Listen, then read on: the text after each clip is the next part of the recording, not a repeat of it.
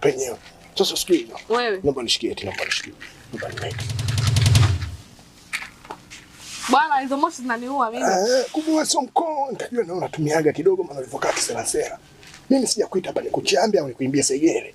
Kuna kitu mimi nataka nikuchane. Unajua kweli wewe ni Peskari. Nishanga unakuita mdada, siji mshangazi, siji mnani mtu. Ni moshi.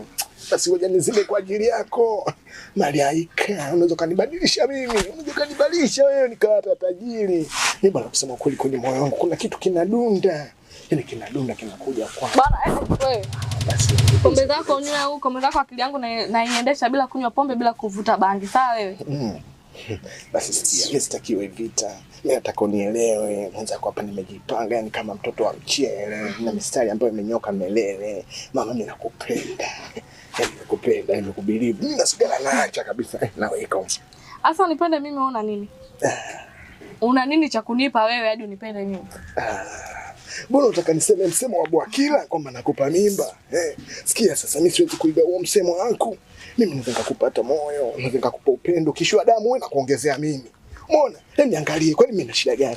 Kama shepu sipo wewe. Nisikilize. Katika vitu vyote ulivyoviongea nimekuelewa kitu hicho. Kimoja tu. Sawa mimi ni Peskari lakini kwa swala la kuwa na mimi huwezi, huna muda huo wala sina muda huo, sawa wewe?